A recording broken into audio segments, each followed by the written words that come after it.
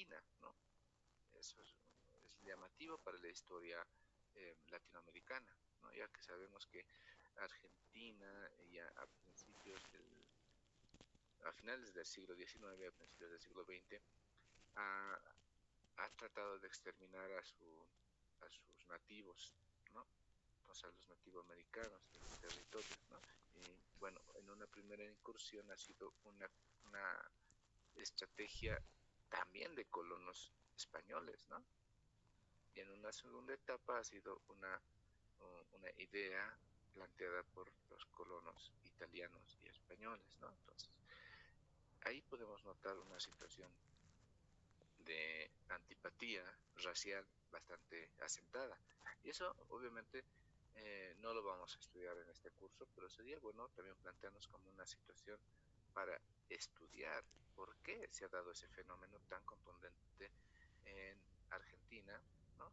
Que ha minimizado en una magnitud enorme a lo que es la, el desarraigo que han tenido muchos pueblos nativos americanos en territorios argentinos, ¿no?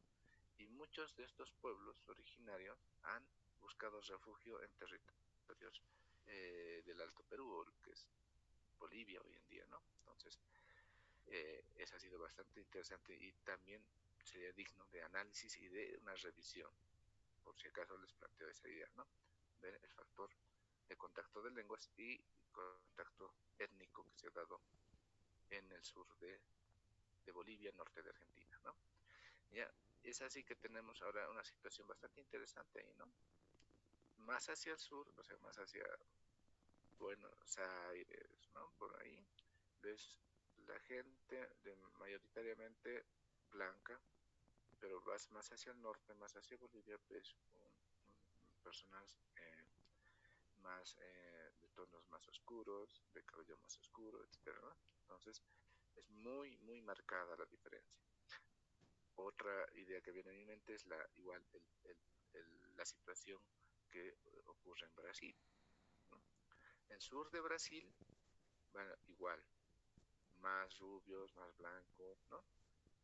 Más hacia al norte, igual, más africanos, descendientes africanos, más mestizos, ¿no? Entonces, es interesante también, ¿no? Hay una cierta situación de polarización que se da en grupos raciales también, ¿no? En estos países es muy, muy llamativo, muy llamativo, ¿ya? Y bueno, no solamente en estos lugares se da, sino se da en muchos lugares, ¿no? Estados Unidos, por ejemplo, ¿no? Si no entendemos mal, en las ciudades, incluso, ¿no? No es Nueva York, puede ser San Francisco, qué sé yo, eh, encuentras los barrios mexicanos o los barrios latinos, barrios afroamericanos, barrios blancos, ¿no? Entonces también hay una parcelación, ¿no?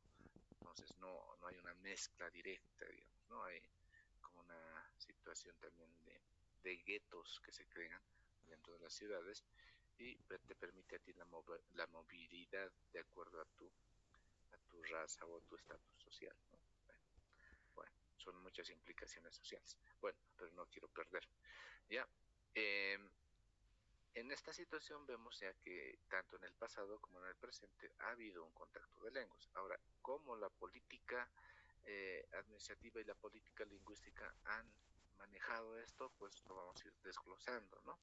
Entonces, por un lado, entendamos que el contacto de lenguas no necesariamente son entre hablantes, ¿no? También puede darse entre sistemas, ¿no? Pueden ser sistemas educativos, sistemas literarios, sistemas de comunicación, sistemas religiosos, ¿no? Pero aquí, pues lo que nos interesa es el contacto del interlingüismo, ¿no? O sea, más que enfocarnos hacia lo educativo, literario, nos interesa la dinámica de uso de las lenguas, ¿no? En esta situación, obviamente, no vamos a olvidar esos parámetros que hemos mencionado, pero el foco de nuestra atención es la relación de lengua a lengua, ¿no? Y es así que podemos entender que el contacto de lenguas son dos o más idiomas que están en contacto por razones políticas, culturales, económicas. La mayor parte de los países del mundo viven en una situación en la que coexisten varias lenguas, es decir, en una situación de multilingüismo, ¿no? Nosotros no somos la excepción, ¿no? Incluso se han borrado muchas lenguas nativas, como les decía, a lo largo de la historia. Tal vez nunca vamos a saber, nunca vamos a llegar a conocer, pero tal vez han existido muchas más lenguas en estas regiones, ¿no? Porque también hay que entender que no solamente los españoles se han colonizado, también antes de los españoles ha habido colonizaciones, ha habido surgimiento de imperios, han habido dominios, ¿no? Y estos dominios obviamente tienen una característica general, sean europeas, sean asiáticas, sean americanas, cualquier conquistador va a hacer lo mismo, ¿no? ¿Qué lleva consigo un conquistador? A ver, hay tres elementos fundamentales con los que se va a desarrollar un coloniaje. Primero, su administración, ¿ya? Segundo, su religión. Tercero, ¿qué es lo tercero? ¿Su lengua? Es, muy bien, la lengua. O sea, todo conquistador va a imponer su lengua como lengua de manejo eh, oficial, ¿no? Entonces, es muy raro, ¿no? Y eso justamente nos vamos a aprender también en el caso de Hispania, de España, cuando los visigodos llegaron, ¿verdad?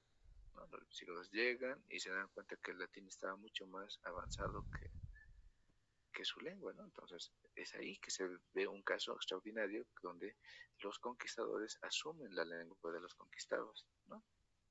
Es un caso peculiar, pero en general, ¿no? Cualquier nación que invada a otra nación va a imponer sus normas, ¿no? Entonces, esa es la regla para el conquistador. Y bueno, que queda a los conquistados, pues asumir, ¿no? Asumir la lengua ganadora, ¿no? Ya, bueno, como resultado del contacto lingüístico, las lenguas pueden verse sutil o significativamente afectadas hasta el punto de que desaparezca una de las lenguas o surja una nueva, ¿no? Entonces, este contacto es peligroso, ¿no? Para las lenguas tanto originarias como para las lenguas pues conquistadoras, ¿no? Eh, solamente las estrategias políticas de las lenguas nos van a permitir establecer límites, ¿no? Bueno, gracias a estos contactos pueden darse las siguientes situaciones, ¿no? Una situación de bilingüismo, perdón, una situación ideal de bilingüismo o polilingüismo, ¿no? ¿Cuáles son sus características? ¿Ya? Las lenguas coexisten en un territorio, ¿no? Tienen el reconocimiento oficial, conservan su estructura lingüística, ¿no? Su prestigio, su estatus social y su valoración cultural, ¿no? Se continúa usando en distintos contextos, ¿no? Entonces, esto es interesante. Podemos ver el caso de Canadá o el caso de Paraguay, ¿no? Donde se da este fenómeno. Eh, no sé si conocen un poco de la historia de Canadá. Alguien tal vez conocerá cómo se ha conformado Canadá como república o como nación. Todavía no es república, lo que yo sé. O sea, todavía depende del Imperio Británico. Ah, ya, gracias. ¿Qué más? Mm, Quiero saber cómo ha convivido las lenguas aborígenes, o sea, de las lenguas aborígenes con los conquistadores. Ya, también. A ver, ¿qué sabes? Todo lo que tú sepas de Canadá. Ah, bueno, bueno, como eran los ingleses, han hecho lo mismo que han hecho en Estados Unidos, los han ido aislando, exterminando, pero y se han ido mezclando y los indígenas también han adoptado la lengua de los ingleses y bueno, también ha venido Francia, pero no ha sido muy relevante, entonces, um, bueno, aún conservan su lengua los, los indígenas de allá, pero también como nosotros, también usan el inglés, ¿no? Como nosotros Muy aquí el bien, muy español. bien. Ya, perfecto. Bueno, la constitución de las naciones en América ha sido, bueno, obviamente, han sido fruto de un proceso de coloniaje europeo, ¿no? Entonces, ahí tenemos el caso de Sudamérica, Centroamérica, ¿no? Y parte de Norteamérica, que ha sido una conquista que se ha hecho por los españoles, ¿no? Entonces, hay que entender que el territorio americano es un territorio bastante extenso y obviamente el control que se puede hacer de todo ese territorio para España en los siglos XV, XVI, XVII ha sido algo muy complicado, muy, muy complicado. Entonces, no había mucha gente que tuviera, digamos, esa alta lealtad con la madre patria, o sea, con España, para poder hacer una administración efectiva, ¿no? Y es así que obviamente que otros pueblos y naciones europeas, en ese entonces llamados reinos, ¿no? O imperios, han, han ido a la conquista, ¿no? El caso de Portugal, ¿no? Portugal también se ha lanzado hacia América, pero se ha ido hacia el este, ¿no? El este de Sudamérica, y es que ha conquistado Brasil, lo que conocemos como Brasil, ¿no? Ya que también cabe destacar que los portugueses dominaban lo que son las costas occidentales de África, o sea, que no nos dejaban a los españoles circular por ahí. Es por eso también que Cristóbal Colón buscó otra ruta para llegar a las Indias, ¿no? Entonces, esa ha sido una cuestión política. Ya, el caso de Inglaterra, ¿no? Inglaterra también, inspirado por toda esta situación colonial que estaba haciendo España, pues lanza, ¿no? Se lanza en una primera etapa no de conquista, sino de refugio, porque habían eh, individuos que no compartían la visión religiosa que tenían el imperio inglés, ¿no? O sea, había un grupo de personas que decide, ¿no? Alejarse de toda esa, vamos a decir, la vulgaridad del pueblo inglés, ¿no? Ya que eran muy, muy liberales, vamos a decir, ¿no? Por no decir libertinos.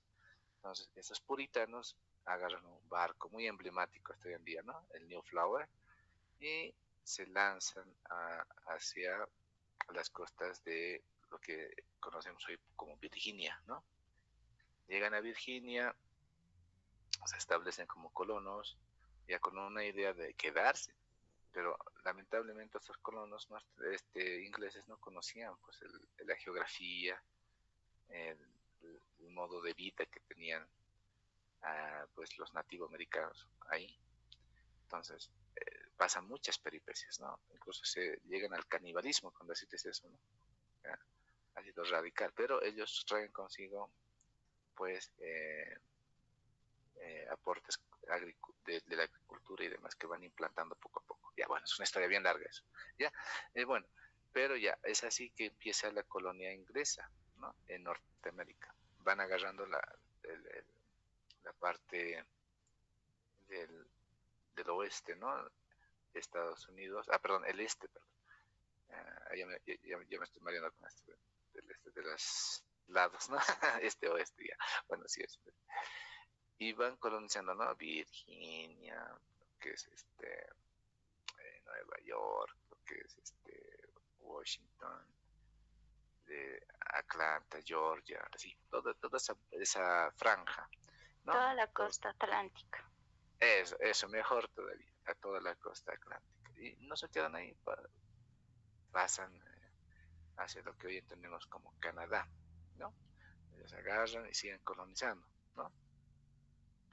Y ya, para ellos su punto, digamos, límite ha sido lo que es ya Nueva York y, bueno, y se van un poco hacia allá, hacia el lado del Pacífico, ¿no? Van buscando. Pero sin embargo los franceses también se lanzan, ¿no? Lanzan más al norte, ¿ya? Y empiezan también a colonizar, ¿no? Y bueno, ya entonces, al colonizar todo esto ya había la presencia de ingleses, franceses hacia el norte, españoles hacia el Pacífico, ¿no? Lo que es Nevada, California, mm, todo eso era español, ¿no? También incluyendo hacia el Atlántico, ¿no? Lo que es la Florida, etcétera, ¿no? Y también había pequeños grupos de, de otras naciones, ¿no? Había suecos, qué sé yo. Bueno, era una mixtura de naciones que habían ido a conquistar, ¿no? Que todavía era entendible en el continente, pero más hacia las islas, a lo que es Centroamérica, lo que son las que se llama el Caribe, ya se ha hecho muy complejo, ¿no? Porque ahí había la presencia de todos estos señores, ¿no? Españoles, ingleses, franceses, qué sé yo, muchos más, ¿no? Y muchas naciones más que estaban ahí. Y buscaban el control de las islas, ¿no? Y es que ahí, digamos, sí ha habido contactos lingüísticos muy fuertes, ¿no? Entonces, un tiempo, un cierto territorio era español, luego, después de unas batallas, ya era inglés, luego de otras batallas ya era francés, y así otra vez llegaba a ser español, y así. Y de ahí, obviamente, la situación lingüística se ha vuelto muy compleja, ¿no? Ya, bueno, vamos a ir en eso en la segunda parte. Volvemos al caso de Canadá, que es muy llamativo también.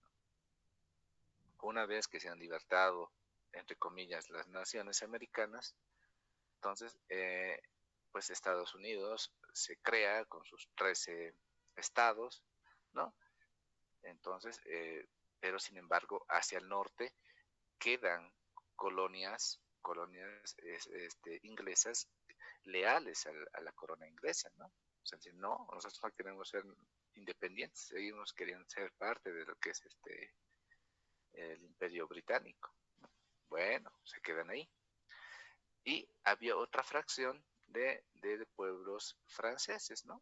Entonces los pueblos franceses, pues obviamente por una cuestión política militar, ¿no? Porque obviamente ya eran más frágiles, ¿no? Y necesitaban eh, pues fortalecer, digamos, sus fronteras de las nuevas naciones como Estados Unidos, que fácilmente podía haber ingresado a territorios franceses y haberlos conquistado, deciden apoyar la visión que tenían los ingleses del norte, ¿no?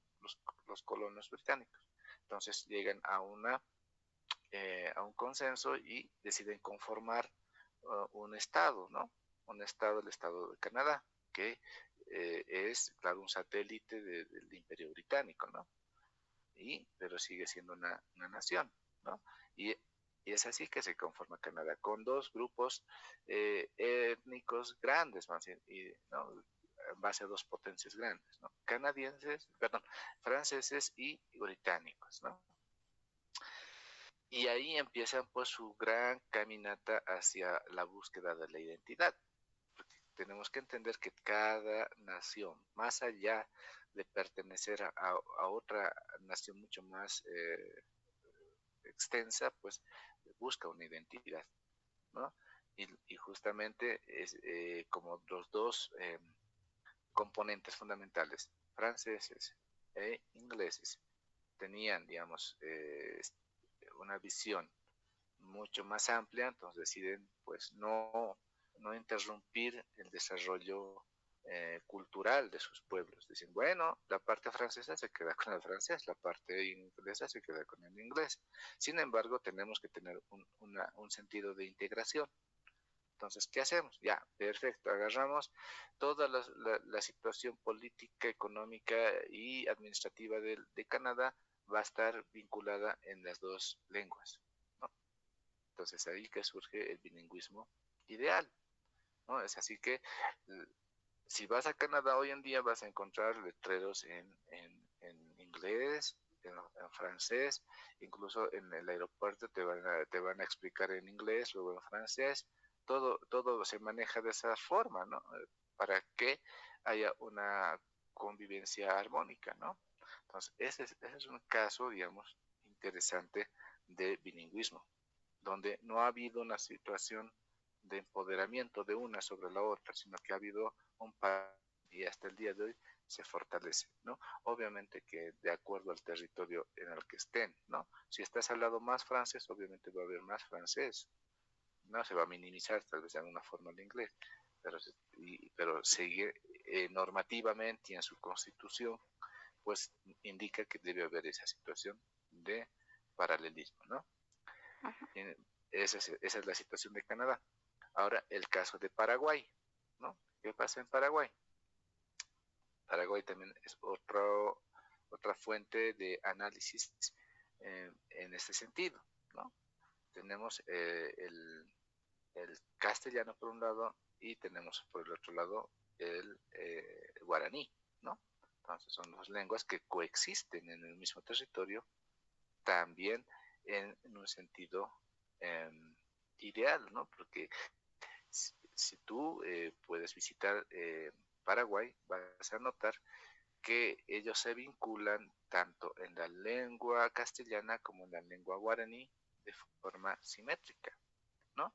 Ellos hablan guaraní en lo administrativo, en lo público, en lo económico, como también hablan el castellano, ¿no? Entonces, no es como en el caso de Bolivia, que estamos frente a las diglosias, ¿no? Sino que en Paraguay se maneja de forma paralela y libre. Ahí no hay ese mito o eh, perjuicio de entender que la lengua nativa es menos que la lengua castellana, ¿no? Entonces, es también otra forma de entender este contexto. ¿Quién ha participado? Le voy a anotar, a ver, ¿me dices tu nombre? Claudia Miranda, número 16. Ya, Claudio. Número 10, Miranda. Ya. Entonces, esas situaciones son atípicas también en el contexto multicultural, especialmente en territorios colonizados, ¿no? Porque ya hemos entendido que el coloniaje, bueno, es pues una situación de dominio, ¿no? De poder, ¿no? Entonces, eso hace de que difícilmente se den estos fenómenos, por eso llaman también la atención, ¿no? Una situación de bilingüismo. A ver, veamos esto. Situación en la que una lengua domina a otra, ¿no? Este ocurre en ciertos lugares, Estados Unidos, la Florida, Puerto Rico, Filipinas. El caso de Filipinas es también muy interesante. No sé si conocen ustedes. Sí. ¿Sí? ¿Conoces?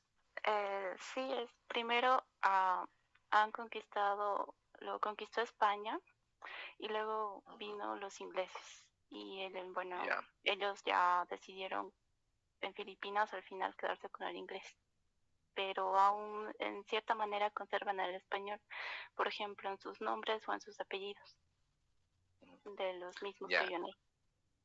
Ajá. ¿Qué más? Bueno, eso puedo decir. A ver, como Ya. que yo recuerde, sí, a ver, aunque hay otros detalles, ¿no? Pero no me acuerdo muy bien ya. Es que han ido Ya. muchos, Vamos a ver. muchos europeos por ese lado de Indonesia, Filipinas, a buscar, qué sé yo, especias, algo así. Ya. Gracias. También es Miranda, ¿no? Sí, Ya. Dos participaciones. Ya. Ocurre que en el caso de Filipinas, en un momento dado de la historia, ha sido territorio español, ¿no? Ha sido una colonia española. Pero, como lo decía mi compañero, no han ido muchos europeos, no han ido muchos españoles. Y generalmente los que han ido no han sido españoles netamente, o sea, han sido criollos eh, mexicanos. ¿Ya? México ha tenido un contacto directo con Filipinas, ¿ya? Por la situación geográfica, etcétera, los mexicanos pues han ido, ¿no? Claro, obviamente cuando eran colonia española. Entonces, como ocurre en toda América, el ennoblecimiento de los de los hijos de los españoles, pues ha ocurrido lo mismo allá en Filipinas, ¿no? Llegan los españoles, dicen, bueno, este es nuestro territorio, lo dominan y empiezan a volverse nobles, ¿no? Los nobles españoles, ¿no? ¿Y qué pasa, no? Con lo que ocurre, un sentido de menosprecio al indígena, vamos a decir, pues deciden, sí, utilizar el español, bueno, en este caso el castellano, como lengua de la nación, pero en este caso, o sea, lo distinto que en América, pues se decide manejar el español solamente en los grupos de élite, ¿no? En los grupos gobernantes, no así en el pueblo. O sea, no entra, digamos, el pueblo a jugar un rol protagónico en su cotidiano vivir, ¿no? Porque la representación militar y política de los españoles era reducida. Entonces, esto hace de que los filipinos, bueno, pues sigan con su lengua, ¿no? Sin embargo, ya para cuestiones de evangelización, la iglesia impone y dice, no, pues, o sea, no te puedes llamar Guaguacé, digamos, tienes que llamarte José, o tienes que llamarte Pedro, Juan, y si no tienes apellido ya vas a ser Gómez, Pérez, etcétera, ¿no? Entonces, se les va dotando de esta caracterización en cuanto a sus nombres, ¿no? Pero sin embargo, no se hace un trabajo exhaustivo por dotarles de la lengua, ¿no? Como herramienta de uso cotidiano, ¿no? Entonces, es así que el dominio español sobre Filipinas no duró mucho tiempo, ya que era una región conflictiva y por toda la situación política de ese entonces, pues no dura mucho tiempo como colonia española, ¿no? Sin embargo, como dice mi compañera, quedan vestigios, ¿no? Esos vestigios son los nombres de los lugareños, ¿no? Alguna que otra palabra que ha ingresado y se ha mantenido, y bueno, luego llegan otros imperios, los dominan, y bueno, hoy en día ya Filipinas es una nación, ¿no? Que decide adoptar, digamos, otra visión lingüística, ¿no? Entonces, esa es la historia de Filipinas. Era colonia. Y hasta hoy en día, si revisamos los mapas lingüísticos, va a decir, aquí se habla español, se dice, no, Filipinas, pero no es tanto así, es algo histórico, digamos, y no ha sido en la magnitud como ha llegado a ser aquí en América, ¿ya? Entonces, bueno, es un caso también peculiar, ¿no? Donde sí se han introducido términos del castellano hacia la lengua filipina, ¿no? Pero sin embargo no ha sido tan contundente, obviamente por del proceso del contacto, del dominio, ¿ya?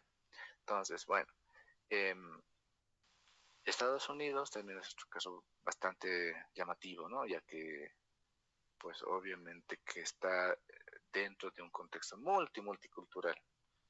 O sea, en Estados Unidos tú te encuentras con un aymara, un quechua, un guaraní, un mocetén, un ayoreo, ¿no? Con un musulmán, y dentro de los musulmanes un subgrupo, un chino y subgrupos, o sea, es muy complejo. Pero ¿cuál es la estrategia, digamos, que utiliza el Estado o los Estados Unidos? Pues es justamente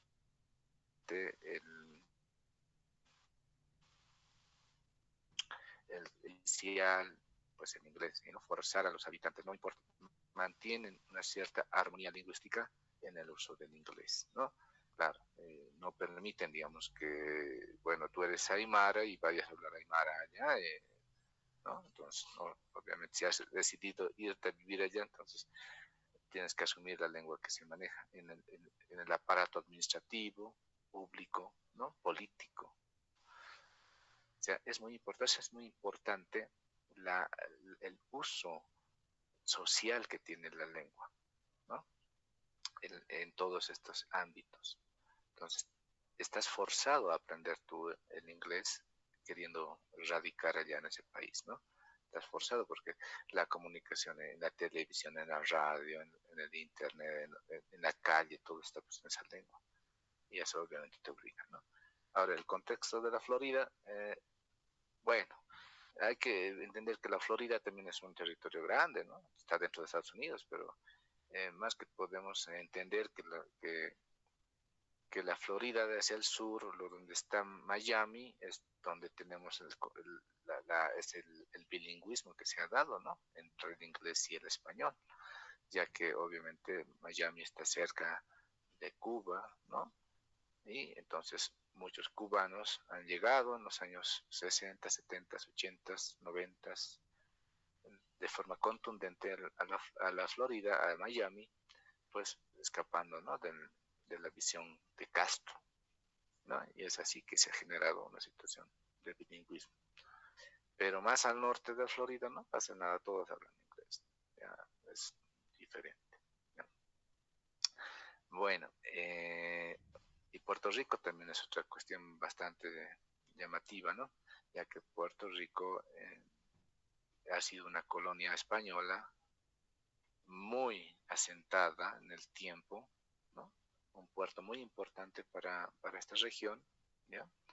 Y que por situaciones económicas ha perdido España, ¿no? Una situación económica, no ha podido mantener pues el control de la isla y bueno, los puertorriqueños se han hecho independientes, ¿no?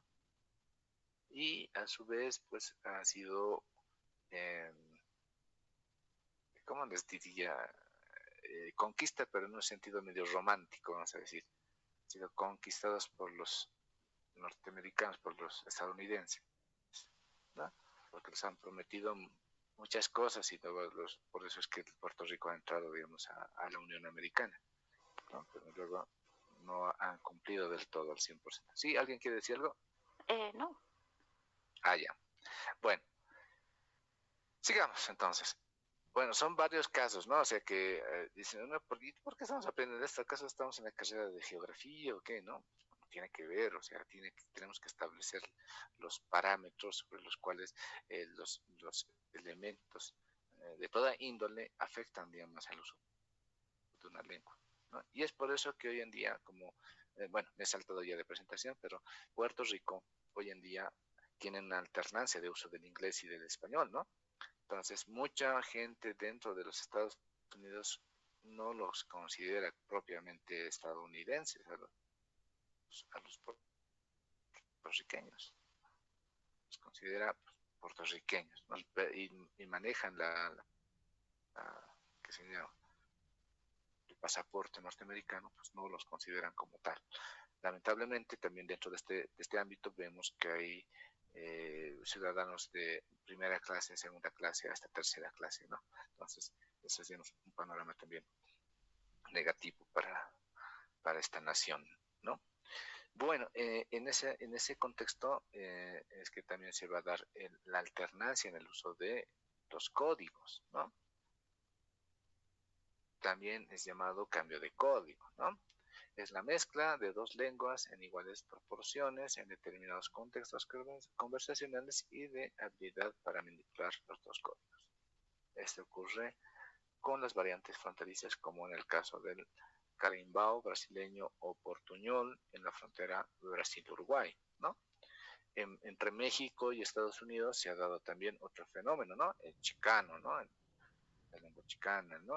Que es un poco de español, mezcla con un poco de inglés y al final no sabes qué cosa es, pero es, ¿no?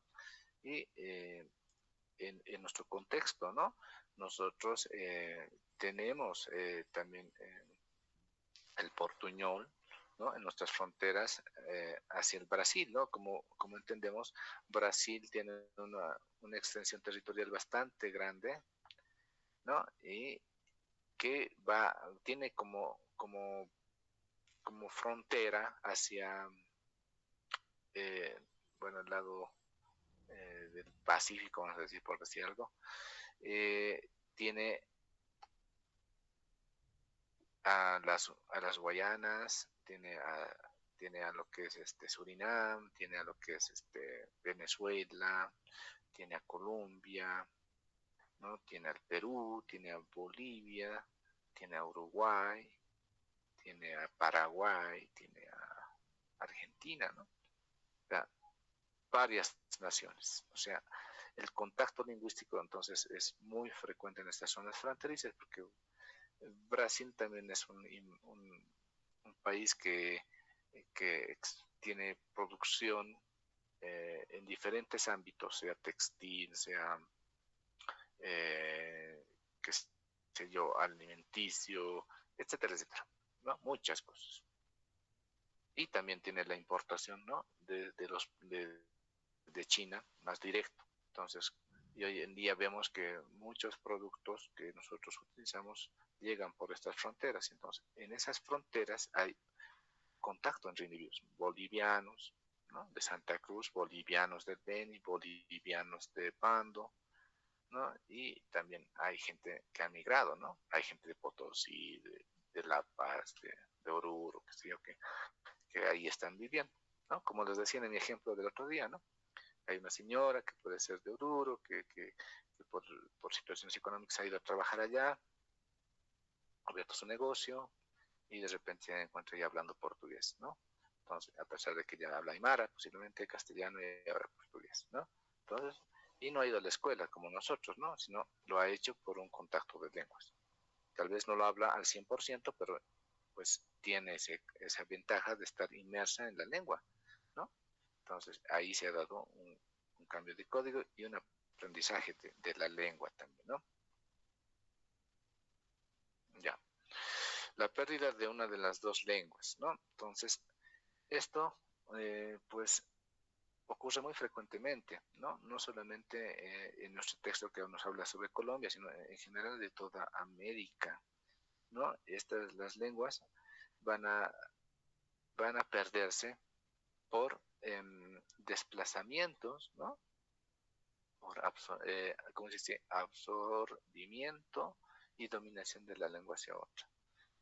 Eh, Hoy en día, por ejemplo, en Bolivia, vamos a hablar del caso boliviano, en función, digamos, a estos últimos 15 años de vida de la República, bueno, en este caso del Estado Plurinacional de Bolivia, uno de los pilares fundamentales para el gobierno nacional ha sido la vinculación territorial por medio de qué? Vías terrestres, es decir, caminos. Entonces, el partido de gobierno se ha ocupado los últimos años entre toda esa cuestión de malversación de fondos, vamos a decirlo, se ha ocupado por hacer carreteras, ¿no? Entonces, carreteras, puentes, bueno, toda esa cuestión vial, ¿no? ¿Y qué ha ocurrido en muchos de los pueblos?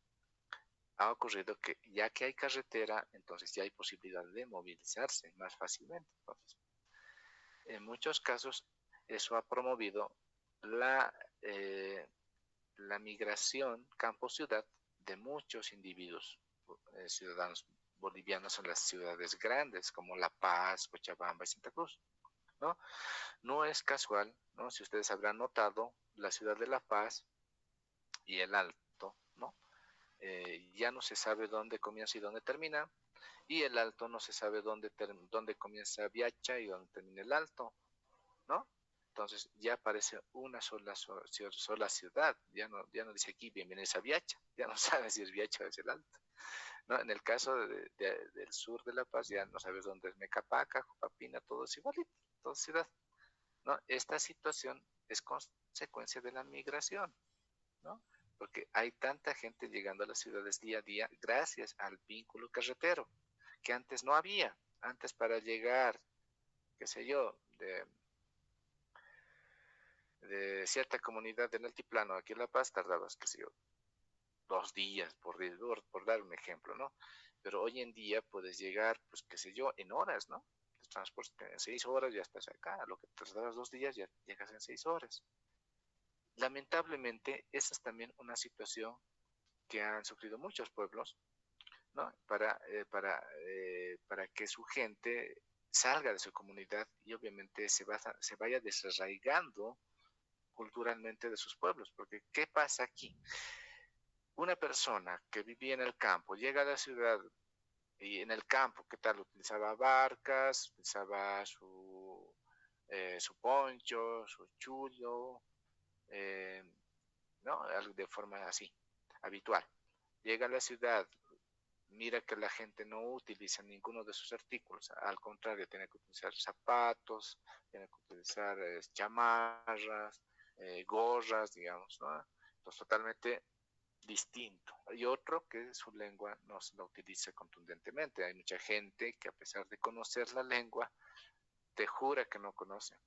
Te dice, no conozco, no, ¿qué es eso? ¿Cómo se dice? ¿No? Es lo habitual, ¿no?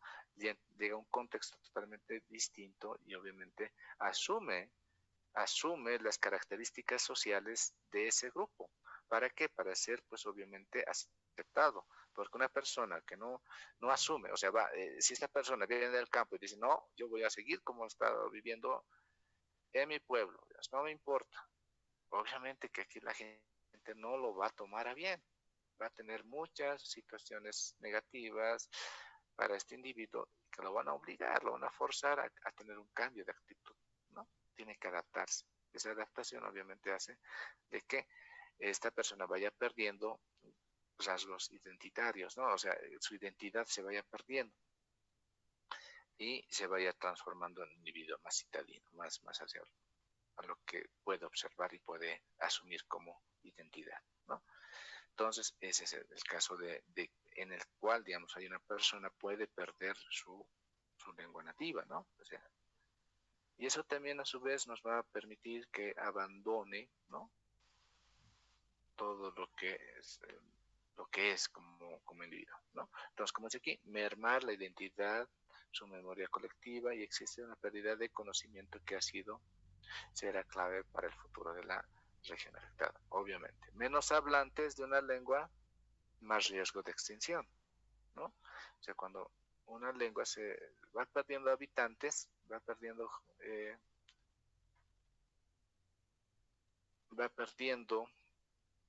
hablantes, pues va a tender a desaparecer con el tiempo, ¿no? Y esto es lo que ha pasado en muchas regiones de la Amazonía boliviana, ¿no? Hay muchas lenguas que se han ido perdiendo justamente por este contacto, porque ya las nuevas generaciones no quieren ser lo que culturalmente son sus antepasados, no quieren reconocer. Ahí hay situaciones diversas. Por ejemplo, es lo que yo he notado muy contundentemente con los migrantes. Caso específico, vamos a hablar de dos tipos de migraciones, ¿no? El otro día les hablaba que La Paz y Santa Cruz son polos de influencia, ¿no? Hemos dicho que mucha gente decide movilizarse, digamos, por mejores oportunidades económicas, ¿no? Hacia diversos lugares. No siempre los venianos y pandinos vienen hacia La Paz. Bueno, a estudiar, sí, muy contundentemente, pero también muchos altiplánicos, ¿no? Orureños, potosinos, paseños, van al norte a buscar trabajo o buscar algún tipo de negocio, ¿no? Pues, ¿qué pasa, digamos? Yo migro, llego allá, vivo unos 10 años, qué sé yo, me caso, o tal vez me voy casado, ¿no?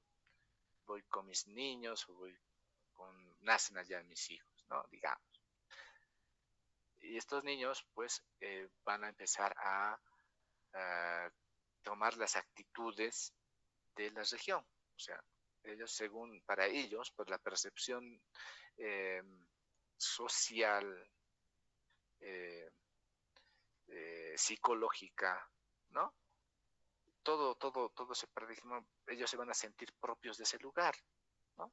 Ya no van a ser, ellos no van a querer entender que sus papás son del altiplano, que su mamá habla aymara, que tal vez es de Pollera, no, no. Para ellos ya son, vamos a decir en el término coloquial que utilizan, son cambitas, ¿no? ¿Ya? Entonces, pero lamentablemente van a seguir heredando el apellido, los rasgos físicos, ¿no? Y va a haber un proceso de negación, ¿no? En muchos casos se da esto, ¿no? Se va a negar a autodenominarse paseño o altiplánico, ¿no? Por más que tenga un apellido andino, qué sé yo, va a decir, no, yo no soy Colla, yo soy Camba, ¿no? Entonces, ese es el comportamiento que tienen, ¿no? Eso es lo que, bueno, coloquialmente también se entiende como negación a su raza y pues, pues se va a desclasar, digamos, de lo que es el ámbito altiplánico, ¿no? Va a odiar incluso a los migrantes con sus mismas características, porque los va a sentir ajenos a su cultura, ¿no? Ahora, pasa de que hay otros grupos, ¿no? Venianos, ¿no? Sí, venianos, pandinos, o sea, gente de toda la Amazonía, igual llega aquí a La Paz o a Cochabamba, qué sé yo, de repente igual, el mismo proceso, ¿no? Llega o viene casado con hijos, etcétera, ¿no?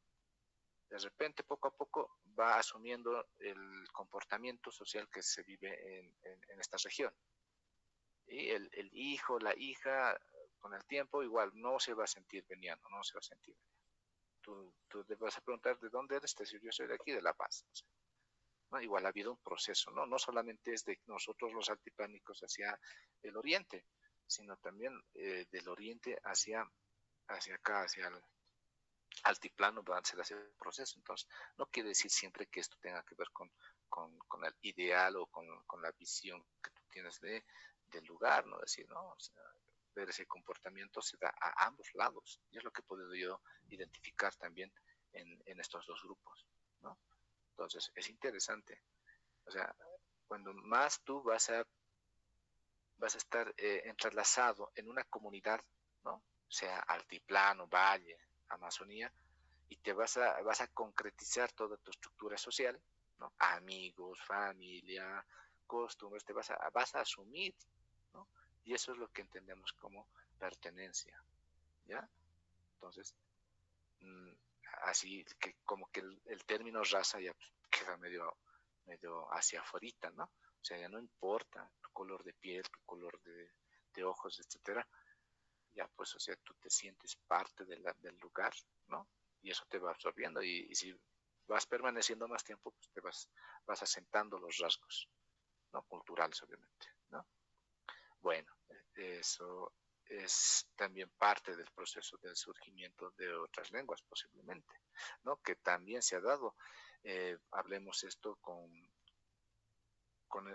situaciones como hablaba, ya bueno, cambiando un poco la dinámica, les decían, ¿no? Los portugueses eran los traficantes de esclavos más arraigados en esos tiempos coloniales, ¿no? Han nutrido a toda América de esclavos africanos, ¿no? Tenían ¿cómo se dice? La hegemonía, el monopolio, esa es la palabra que quería buscar, monopolio del tráfico de esclavos africanos hacia América. Los portugueses nutrían a Brasil, a la América española, a la América Centroamérica y a Norteamérica de esclavos, ¿no? Ellos eran los intermediarios que iban a cazar a la gente y los traían a este lado, ¿no?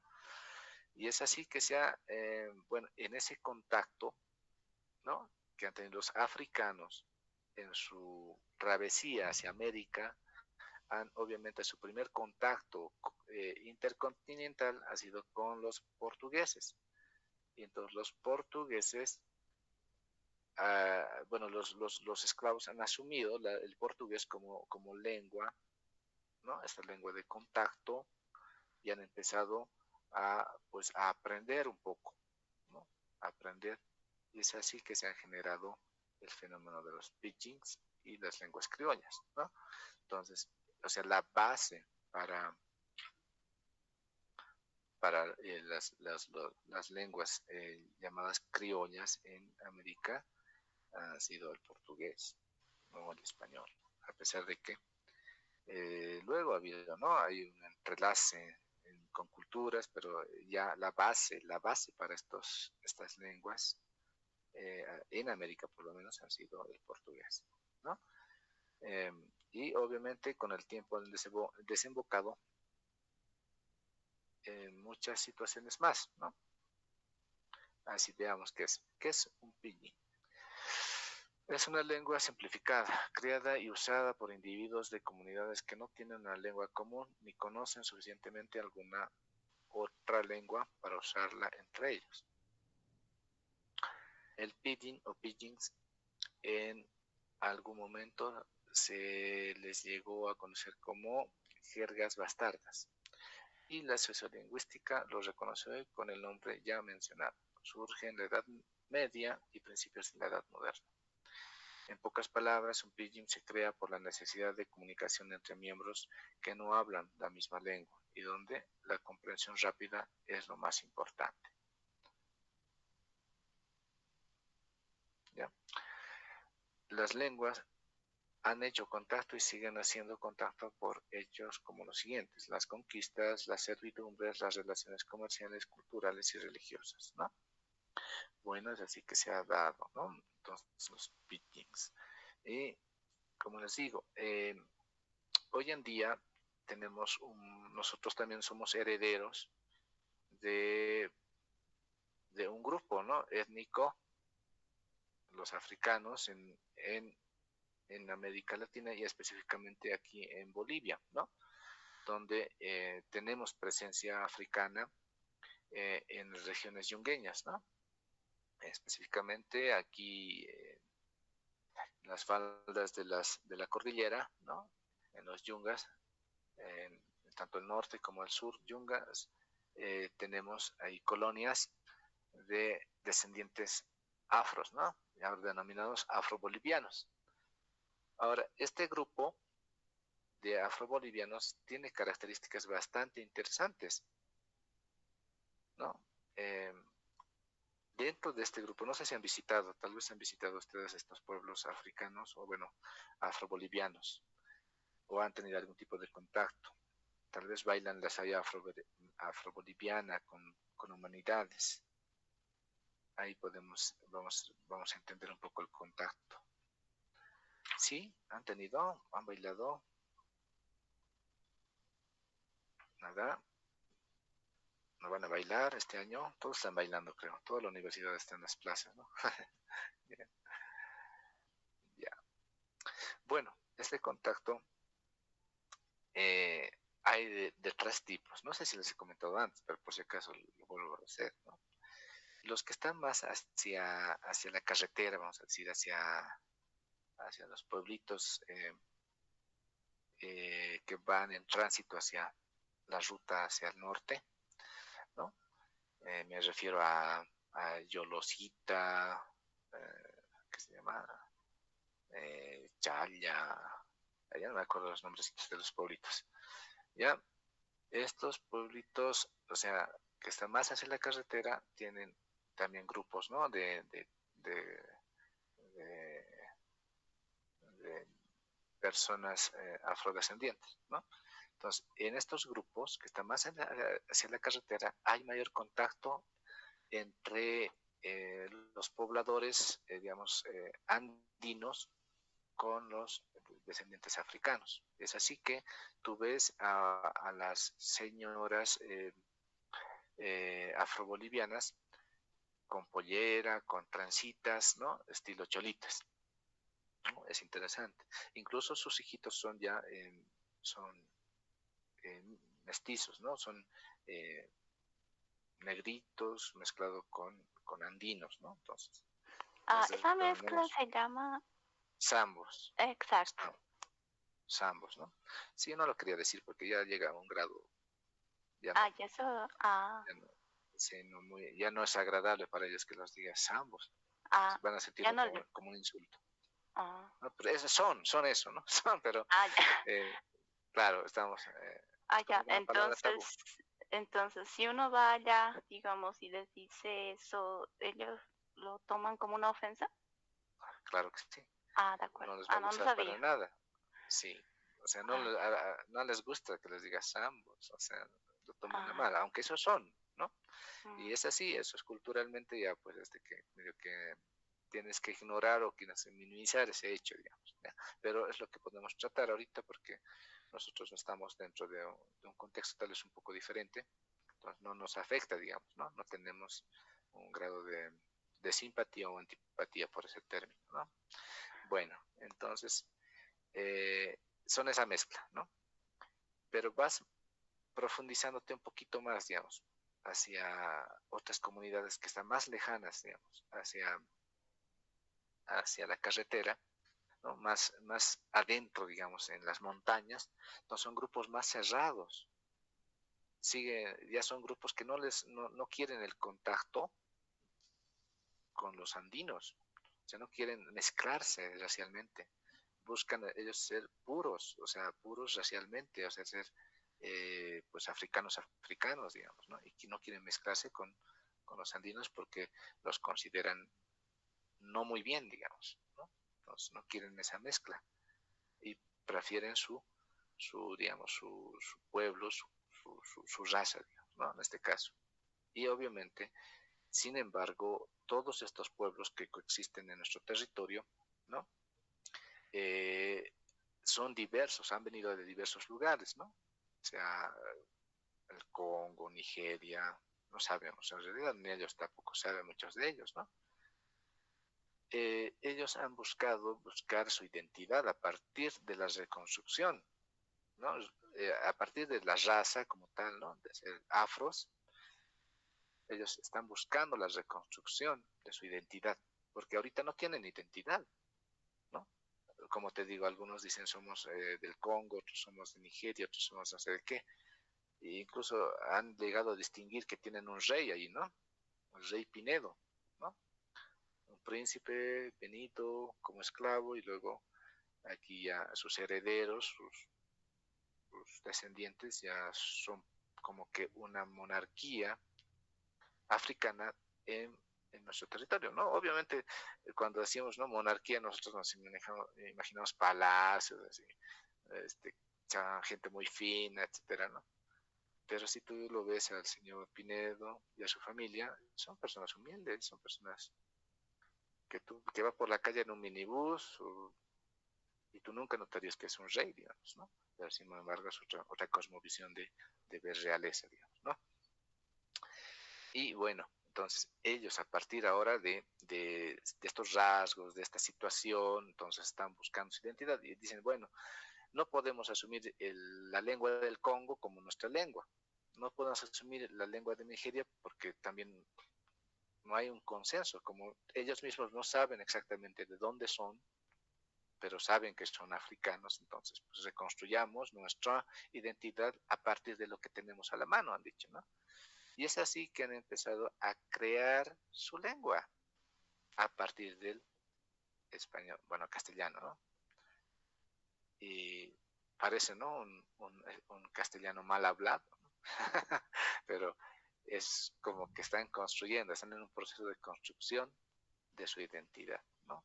Ya no son ni africanos, no son nativoamericanos, son afrodescendientes, como se han autodenominado, ¿no? Y es así que están construyendo su identidad, ¿no?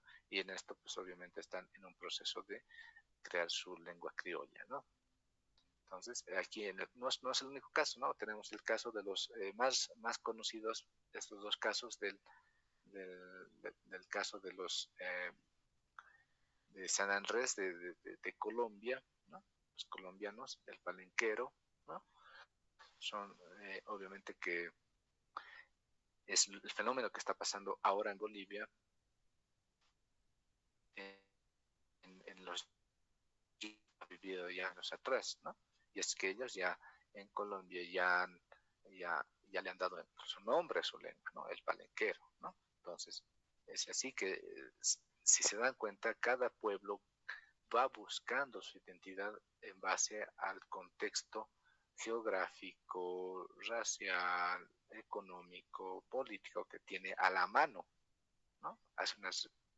Busca pertenecer a un lugar, identificarse como tal, ¿no? Entonces, sea en un sentido macro o en un sentido micro, pero siempre va a buscar tener, digamos, un proceso de identidad, de construcción eh, cultural, psicológica, demás que digamos cuenta. Lo psicológico cuenta mucho, el componente psicológico es fundamental, ¿no? Entonces, porque miren, a ver, llegar a un contexto en el cual la mayoría de la gente no es, no es africana y tú eres la persona que todo el mundo mira por la calle, ¿no? Por como bicho raro, como si fueras te dirás 3 ojos, 4 manos, que todo el mundo, por tener la piel oscura, ¿no? Debe ser algo incómodo, ¿no? Sentirse siempre fuera del contexto, fuera del lugar. O sea, que no, la gente no te considera parte, ¿no? Entonces, eso puede pasarnos tanto a nosotros aquí como en cualquier otro lugar del mundo, ¿no? ¿No?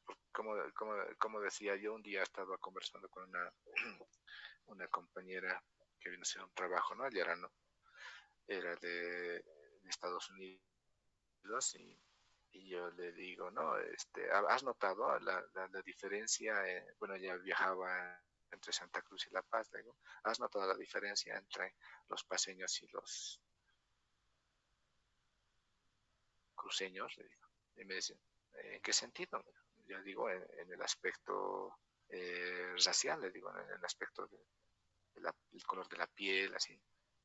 Fernando, son iguales ustedes, me dice, ¿se ha visto la gente igualita que a usted veo? Así, no veo la diferencia, me decía. ¿No? Y eso me dice, ¿no? Es como cuando buscamos entender quién es coreano y quién es chino, es lo mismo. Yo le digo, no, hay diferencias, no se nota, me dice. Yo no noto, por lo menos, me decía, ¿no? Entonces, eso a veces también, ¿no? Nosotros pensamos dentro de este grupo y vemos algunos rasgos distintos de los cruceños en relación a nosotros, pero hay gente externa que no ve, no nota esas cosas, ¿no? Pero bueno, es así que eso tiene que ver mucho con la psicología de las personas, con la psicología social, ¿ya? Bueno, eso podemos plantear en cuanto a este tema, ¿ya? El contacto de lenguas, el cual va a ser para nosotros el núcleo de nuestra investigación, ¿no? Entonces, el día miércoles, por favor, ustedes me van a confirmar cómo vamos a trabajar la investigación, ¿ya? Y qué ámbito, ya tienen que venir pensando en qué ámbito van a trabajar ustedes para poder ya empezar a desarrollar. Ya estamos en octubre, ¿no? Octubre, noviembre. Tenemos que ejecutar el proyecto para diciembre, primeros días, que creo que vamos a tener el semestre un poco más antes, ya tenemos que ir hacia la presentación. Ya, ahora les voy a mandar un video, ya, para que lo vayan trabajando ustedes el día miércoles. Ya, tengo una situación, ¿saben? Que tengo una actividad el día viernes, pero nos están convocando el día miércoles para una reunión para afinar todo este proceso para ejecutarlo el viernes. Entonces no voy a poder acompañarlos, lo siento mucho, mil disculpas. Sin embargo, este video les va a ayudar a poder, digamos, materializar esto, lo abstracto que estamos mirando, en una situación real, ¿ya? Entonces, por favor, les voy a pedir su tolerancia para el día miércoles. No voy a poder estar presente, ¿ya? Vamos a compensar con este video.